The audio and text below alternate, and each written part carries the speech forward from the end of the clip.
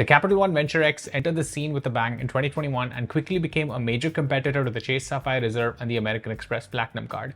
But with the recent changes to their lounge access policy effective February 2026, a lot of people are asking, is this card still worth keeping in your wallet? I've had the Venture X for a couple of years now, and in this video, I'm going to break it down and give you my honest review on what I like as well as what I dislike about the card. I'm also going to let you know whether or not I'm going to renew the card as a result of the recent lounge access policy changes. My goal with this video isn't to convince you to get the Venture X for yourself, but it's rather to present you with all the information needed so that you can decide whether the Venture X is the right fit for your wallet. And with that being said, let's jump into the video. Hi, if you're new here, my name is Advait, and on this channel, I teach people how to travel for nearly free by maximizing their credit card points and airline miles. If that sounds like a jam, then make sure to hit the like button and subscribe so that you don't miss out on any future award travel tips and tricks. Alright, let's start with a little bit of history. When the Venture X launched in 2021, it was introduced as a direct competitor to the Chase Sapphire Reserve and the American Express Platinum Card, but at a much lower price point of $395.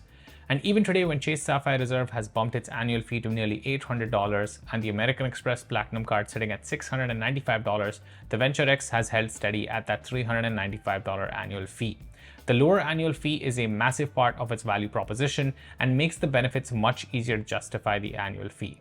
So let's talk about what I like about the Capital One Venture X. And mind you, this isn't a card that I've kept in my binder. This is a card that I carry in my wallet every single day and use it to make purchases. And that's because of its flat and awesome earning structure of just earning 2 points per dollar on all spend.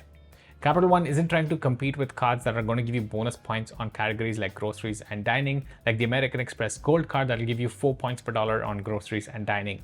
Instead, they are trying to compete to be your everywhere else card. So you would pull out this card where your primary card would just give you 1 point per dollar. So think about Walmart supercenters that don't code as groceries, miscellaneous online purchases, wholesale clubs, and more. I find myself using the Capital One Venture X in all of these places where my primary card would just give me a 1 point per dollar return. The second big reason why I love the Capital One Venture X is because they've still avoided the coupon book style structure which Chase Sapphire Reserve and the American Express Platinum Card have adopted. Fun fact here, if you want to take advantage of all the credits that the American Express Platinum Card has, you would have to keep a track of 41 individual credits throughout the entire year. And it gets even worse when it comes to the Chase Sapphire Reserve, because if you want to keep a track of all the newly refreshed credits that this card is offering, you'd have to keep a track of 65 individual credits to make sure you take advantage of all the credits that this card has to offer.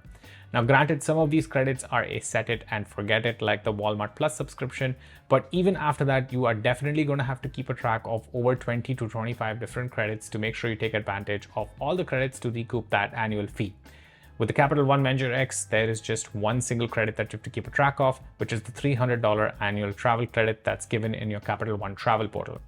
You also get 10,000 bonus miles every year starting at your first card member anniversary. Given that 10,000 miles are at least worth $100 in travel, you are easily coming out at $400 worth of credits for a $395 annual fee, making this a keeper card even if you travel once per year. Now coming to the miles that you earn on this card, earning 2 points per dollar everywhere is worth way more than earning 2% cash back, because all of these miles can be transferred over to different airline and hotel loyalty partners where you can potentially get way more than 1 cent per point. A very popular sweet spot is by transferring your Capital One miles over to Turkish Airlines, where you can book United Airlines flights from mainland US over to Hawaii for just 10,000 Turkish miles. Before I jump into what I dislike about the card, a quick plug: if you want to support the channel, please consider opening credit cards through the links mentioned in the description. Those are my affiliate links and help support my content creation at absolutely no extra cost to you. You get the same great welcome offers, and I get paid for my time to create all of this content and help you travel for nearly free. Now let's talk about what I really dislike about the Venture X, and it's really going to center around the recent changes to their airport lounge access policy. Effective February 2026, you can no longer bring any guests to either the Capital One or the Priority Pass lounges. Up until now, Capital One Venture X was probably the best card for airport lounge access for families, but effective February 2026, it's likely going to be the worst card out there if you have a family and you want to bring everyone into the airport lounge.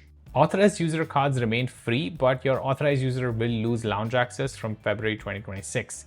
The only way around this is to pay a $125 annual fee, after which your authorized user will get their own lounge access privileges, but they cannot bring any guests. The only way to bring guests to Capital One lounges is to spend $75,000 on the card in a calendar year, after which you'll be able to bring 2 guests to the Capital One lounges for the year in which you spent $75,000 as well as the following calendar year. But here's the worst part, even after spending $75,000 in a calendar year, you still cannot bring any guests to Priority Pass lounges. There was a time when the Capital One Venture X had unlimited guests to Priority Pass lounges, and now it has absolutely no guests to Priority Pass lounges. Now you can always pay a fee to get into the lounge, and that's going to be $35 to get into a Priority Pass lounge, as well as $45 per guest to get into the Capital One lounge. So it's because of this I have recently picked up the Chase Sapphire Reserve myself so that my entire family can get into lounges, because now we have the Capital One Venture X, we also have the Chase Sapphire Reserve, which is under my wife's name, and I also got the American Express Platinum card in Canada that has lounge access policies and is likely better than the US version of the Platinum card because they still allow 2 guests at Centurion lounges. So here's my take on whether or not I'm going to renew the Capital One Venture X. Despite all of the recent negative changes, I am still going to continue renewing the Capital One Venture X for 2 main reasons. The first one is that the annual fee is super easy to recoup. I don't have to keep a track of monthly or biannually expiring credits to random vendors that I don't really care about. Instead, I just have to keep a track of one single credit, which is the Capital One Travel credit. That's a $300 credit available in the travel portal that I can just book any flight or hotel throughout the year and get value from that credit.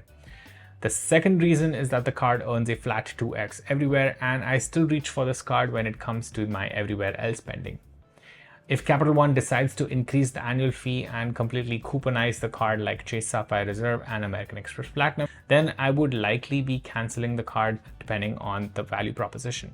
So bottom line is, if you're a solo traveler, this card is probably the best card out there for airport lounge access because the annual fee is super easy to recoup and you earn a flat 2 points per dollar on all spend, and you'll get to access all of the airport lounges. On the other hand, if you travel with a group or your family, this card might not be the best option as a airport lounge access card, but it's still a great addition to your wallet because of the 2x everywhere.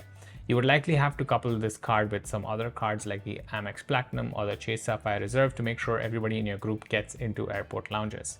Nonetheless, you're still earning the 2 points per dollar on all spend when you would otherwise be just earning 1 or a 1.5x on all spend.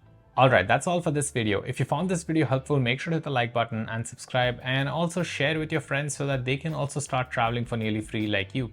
And I'll see you in the next video.